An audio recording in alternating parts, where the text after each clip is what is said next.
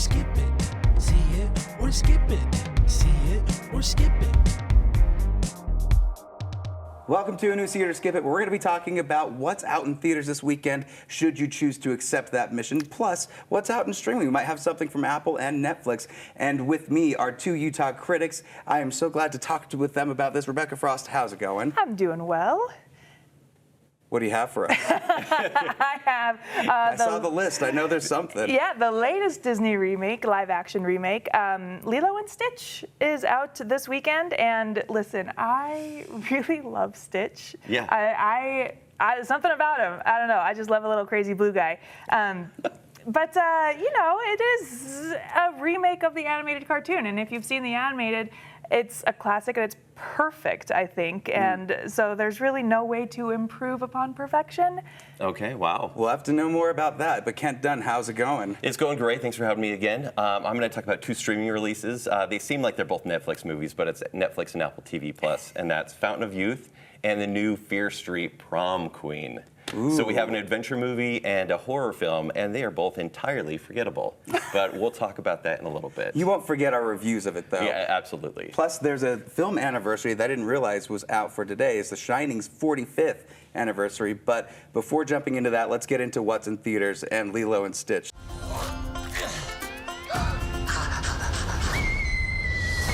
He's so cute and fluffy. He is your responsibility. Got it. We promise. Yeah. Down from there. Now, Rebecca, we both went to the screening of this together. Yeah. There's lots of families in this. It's tough to judge a children's film for me personally because it's first not necessarily geared towards me. What do you think about that? Is it tough to criticize when it comes to family films? Kind of. I mean, because same thing for me. Like, I don't have kids. I'm not like a family film type of person. But I do love going to kids' movies surrounded by families and kids because I love to hear their reactions. And Yeah. the kids were having a blast at this one. And I think Stitch, there's something about him. Yeah. I think he's immune to criticism just because he's a little blue freak who's running around causing chaos. And I think everybody loves that. Yeah. So I don't know. You know, there's a fart joke. The kids were going nuts over the fart joke. Yeah, absolutely. There is one truly horrific element of this movie, and it is the CGI version of Pleakley.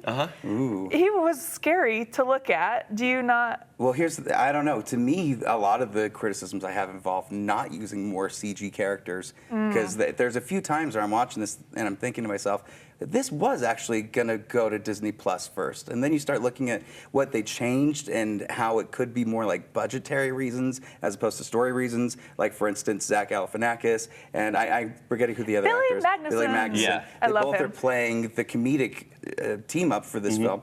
But for most of the film, it's just them as the actors doing it. It's not really ever happened, especially in the original. You can tell they put all the focus onto the CG for Stitch, and that was impeccable. Everything he about looked Stitch great, like I said. was perfect. There was other casting as well for the two sisters. Obviously, Lilo and her sister Nani.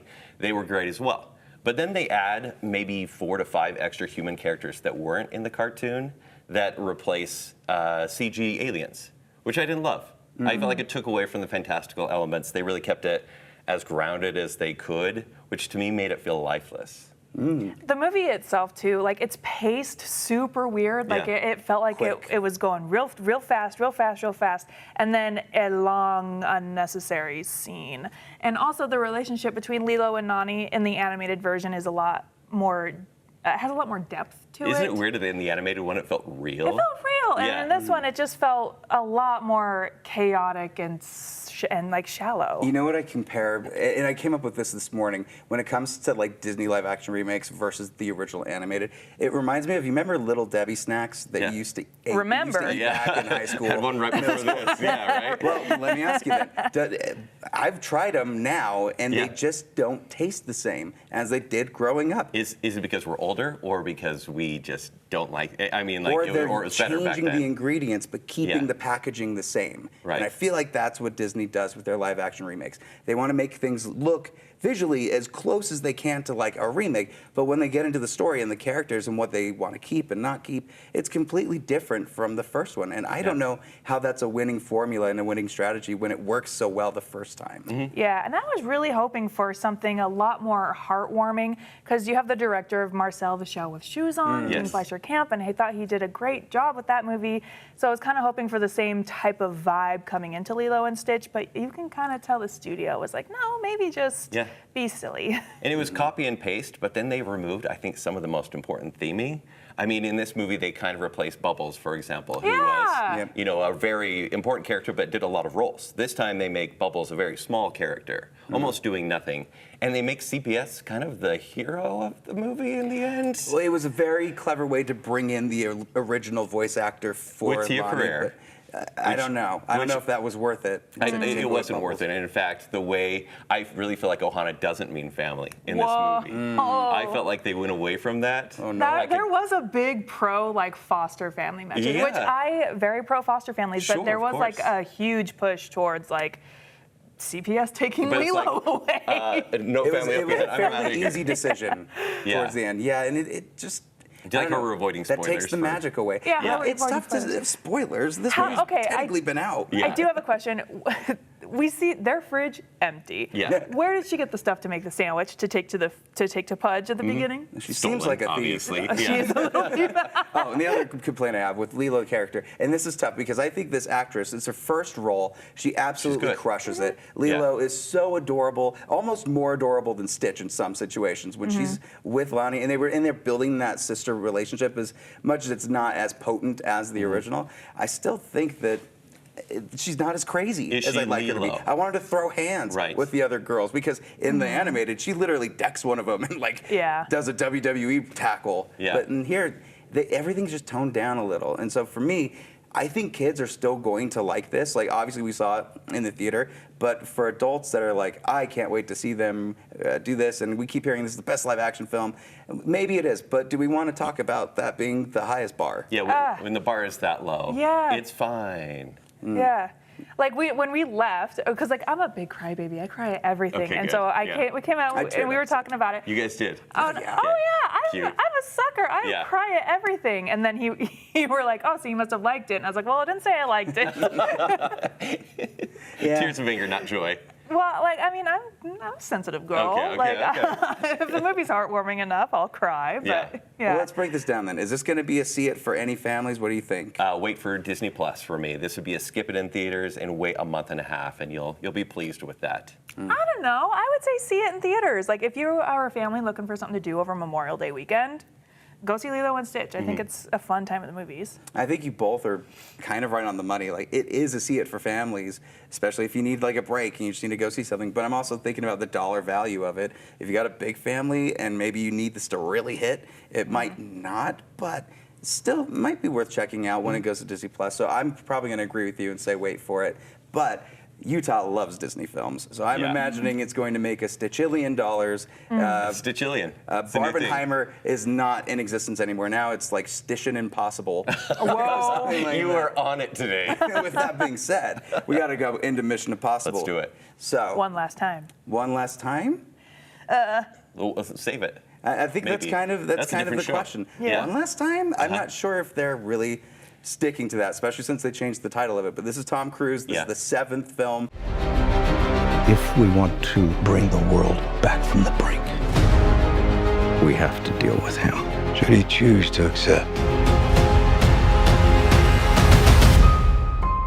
What did you think of the stunts and what did you think of the story? Because I think they're different for this one. Oh, yeah. Stunts, great. The stunts are always great in a Mission Impossible movie. This is the first time, and this is going to sound crazy. The stunts in the Mission Impossible movies always feel pretty realistic. The stunts in this movie, at least the first big set piece with the submarine, that man should have died. they leading up to this stunt, they say, if you don't do X, Y, and Z exactly right, you will die. Yeah. And he doesn't do X, Y, and Z exactly right. and he still survives. It was the first time in a Mission Impossible movie where I'm like, I don't know about this one. I guess I don't want to go too far into spoilers for it, but there are always like 2 big stunt pieces per Mission Impossible film, and these 2 feel like they're the biggest. Maybe not narratively, they work the best. No, Correct. they do save those till the end almost, and by the way, the end of a 3-hour movie is halfway through the movie for a very long time. I would say the story and exposition and the stunts kind of have the same issue, and I love the stunts. Palm sweating, doing this for about an hour and a half. However, both are too long. Oh, There's they're so way much too fluff long. here, and that is generally okay if you need to explain something. But there was so much that could have been summarized in the beginning. And honestly, with the submarine scene, even though I loved it, the production value was great. It was maybe 15 minutes too long. It was a bit too long. Yeah, I think You know? a little bit more than 15 minutes. Yeah. My biggest gripe with it was the first hour is kind of just a lot of catch up. It's a clip show. The Yeah. first hour of the movie is a clip show. And I understand, maybe they kind of recognize that the stories aren't really the thing that people are going to see, and so they needed to hook you back in. But to me, it was like you marketed the last one as a part 1. People coming into this immediately already kind of are ready to go, right? Yeah. If Harry Potter and the Deathly Hallows Part 2 started with a ton of catch up to what it Starting already from had. the first movie. Yeah, and then that's the problem with this. The other issue is that they try to tie in way too much to the original and to the other ones to make it seem like, oh, it was all connected. It really wasn't in those situations. But the stunts is what get you in the Absolutely. theater on like cloud 9 because of it. And I still think it's a see it for that. This felt more like a Tom Clancy type Mission Impossible because there's so much diplomacy and talking and bigger talks about nuclear weapons. And I was like, wow, I don't need to know about this, but it's different. It may be for a certain kind of dads who really enjoy this kind of movie. But then when it got to the stunts, I was completely sold. I really enjoyed it. It's a total see it. That said, I will maybe take a little nap for the first hour. Is it something that you think, Rebecca, later down the road is going to be celebrated more because of like the overall connectivity? If you were to watch everything in one succession, maybe there's more connection that it makes more sense? I don't know, maybe. The thing about Final Reckoning as compared to Dead Reckoning Part 1 is Dead Reckoning Part 1 felt fun. Yeah. Like it felt, Right. it had humor, it was funny, there was a lot of sleight of hand magic, and it recognized itself as a Mission Impossible movie and really embraced that. Whereas this one was just like, okay, this is actually just a culmination of all of the Mission Impossible movies. It removed a lot of the fun, I think. They wanted to play it serious. Yeah, 'cause it's all threat. It's all threat, yeah. And each scene just felt like filler to get us to the big stunt set pieces. Yeah. Which, like I said, we all seem to agree the stunts. Awesome. Yeah. That's what we go to the movies for President Tom Cruise.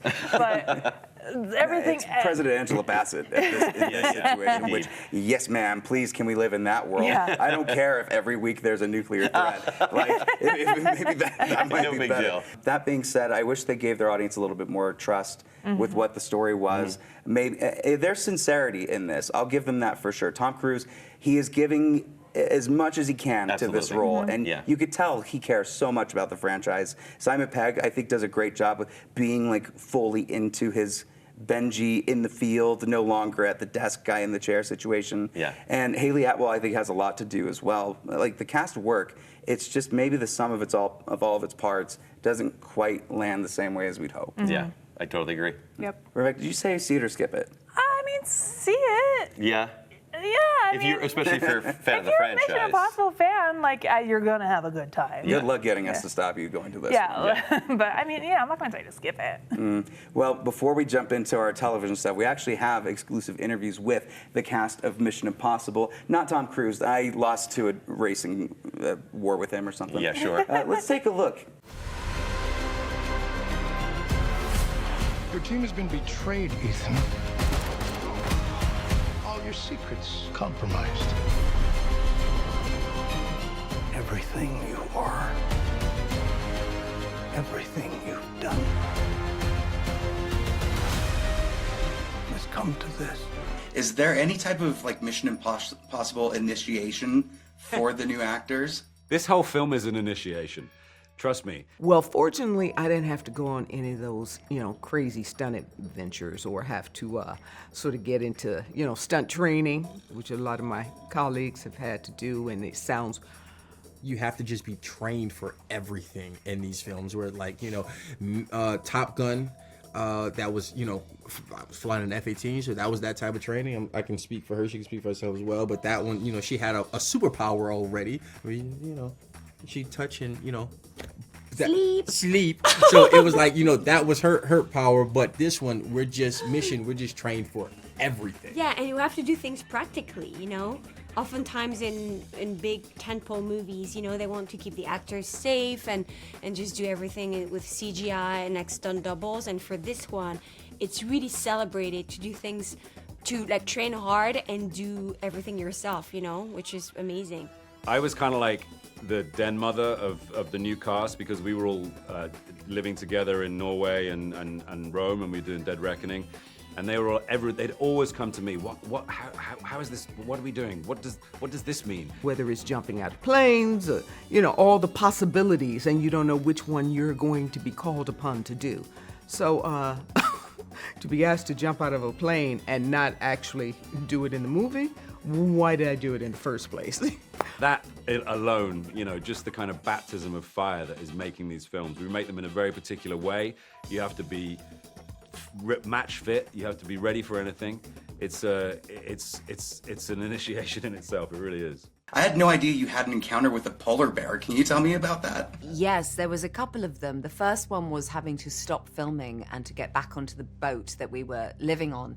So because the polar bear was walking across the set, and we could see it in the distance through binoculars very far away, and we were just in awe of this kind of grey dot that we could see in the distance. And then we were playing cards below deck one night, and there was this kind of excitement upstairs, and we all put our layers of clothes on and ran up onto the deck of the boat, and we saw a polar bear walking towards us and getting on its hind legs and putting its front paws on the side of the ship. And so we're really lucky, but also there was definitely a responsibility to make sure that we were respecting this environment. And eventually the polar bear walked off, but it's just an image I'll never forget. Was there anything that you took off of set, given this has been such a long journey for you?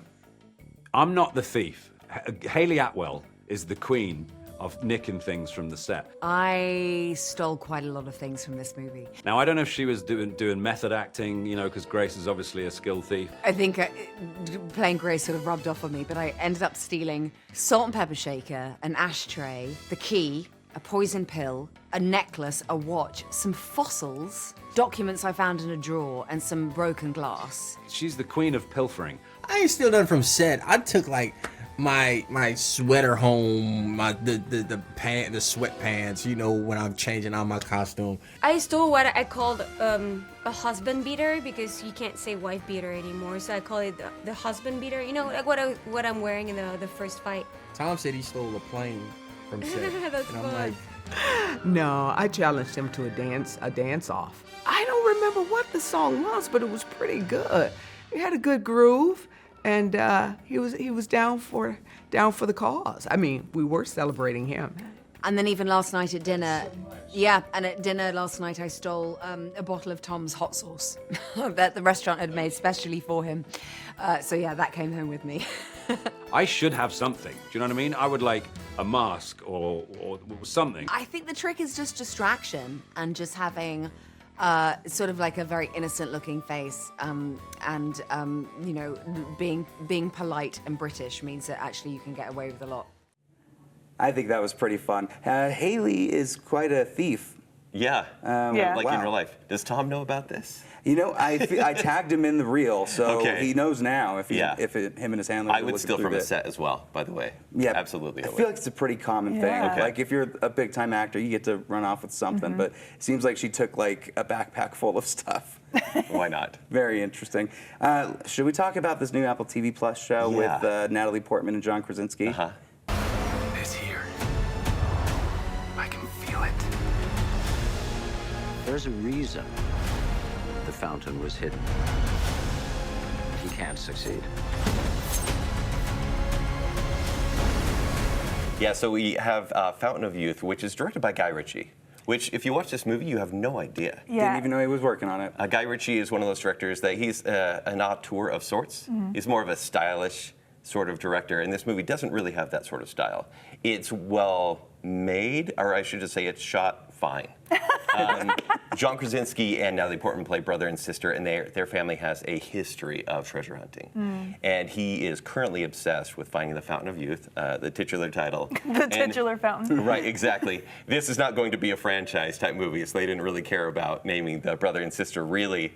But he tries to get his sister involved, and there's a whole cast of characters. There's actually a pretty decent cast. Isaac Gonzalez plays like the femme fatale in this movie. And Who Guy Ritchie worked with previously on Ministry of Ungentlemanly Warfare. Yes. Yeah, and she is actually quite delightful, but she plays a role. Everyone's just kind of playing a role and not adding much more, especially Natalie Portman, who doesn't want to be here.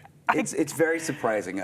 John Krasinski, I love him as Jim Halpert. I think he's had some really interesting roles, but an action star, I'm not so sure, especially when you try to put him in an Indiana Jones type role or a Brendan Fraser from The Mummy type role. And that's what this film feels like to me, that they're trying to do The Mummy, they're trying to do Nicolas Cage with National Treasure, but it's written as if they don't really know what they want. Like, it's just a lot of dialogue, heavy stuff, a lot of clue finding that seems bored from just the way they're explaining it. They all seem a little bored with everything.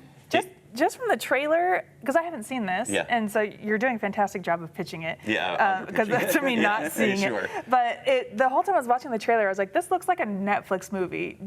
Derogatory. Right. Like, not. And it's a little bit of, I don't like that, because Apple TV has been shelling out some really great content. You know, it's interesting, every time there's dialogue that, like you said, the cast doesn't care about whatsoever, they add in, there's always these secret militias, you know, the bad guys that want to stop them along the way. So there are decent action scenes. I think that's where the money went. It kind of feels like the, if you've ever played the Uncharted video games. I was going to say, it has like an Uncharted and John vibe. Krasinski so badly wants to be that character. But by the end, you're like, I could have been on my computer or doing anything else or on my phone and enjoyed the movie just as much. Bummer. It seems like it may have a similar issue that Mission Impossible has, where maybe they don't have a huge backlog of films that they're trying to reconnect, but there's a story here that just isn't as gripping as it can be. I did love the practical set pieces, particularly in the end. I thought that was actually really fun. But just, I don't think the chemistry was there at all with John Krasinski and Natalie Portman. They both seemed like they were trying to just get through the dialogue as quickly as they can. And the dialogue itself, like, I don't know where these two people are from. It seems like they came from, like, your mom's China set or something, you know, where like everything just speaks very fancy dialogue, but I can't really pin where it is. And they waste Domhnall Gleeson, which is a real disappointment. Domhnall Gleeson is a villain, not really workable either, I guess. It kind of worked, I guess, for General Hux, but with this, I wish we had a lot more with Domhnall Gleeson as well. So this is a total skip it, but it's a streamer show, right? If you happen to be on Apple TV Plus and you're like, I have nothing else to watch,